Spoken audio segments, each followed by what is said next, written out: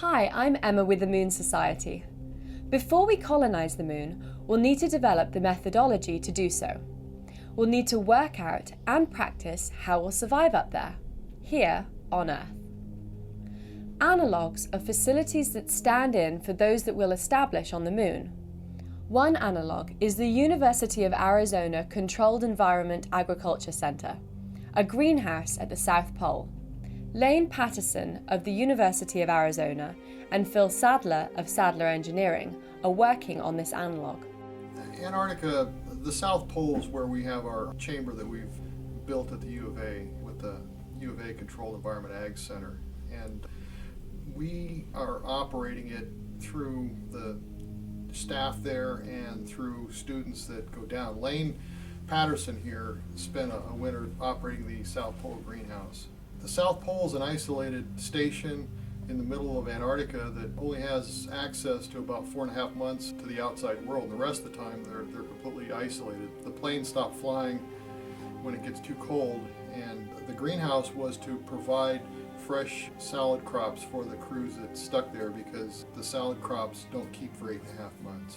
In 2006, when I was operating the South Pole Food Growth Chamber, some of the data that I was taking was directly related to what would be needed for a biological life support system. A biological life support system, for the Moon or otherwise, cycles materials that are essential to life. And there are about, or at least a minimum of 16 elements that are essential to all of life. And of all those elements, 3 make up 90% of all living things. That's hydrogen, oxygen, and carbon.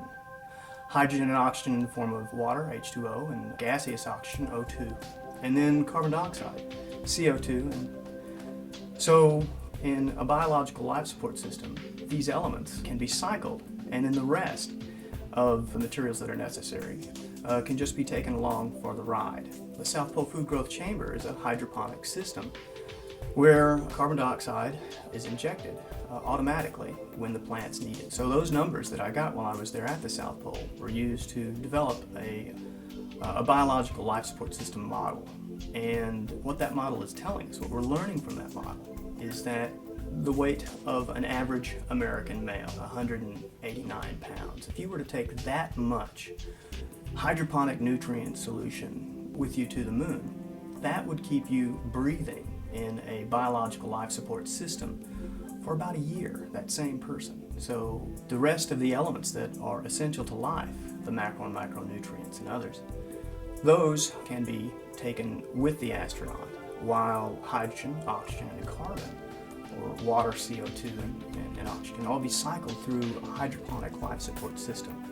So about a third of a kilogram of dry nutrient hydroponic salts can keep a person breathing, or cycle a kilogram of carbon dioxide and 0.8 kilograms of oxygen, and that's enough for one person one day.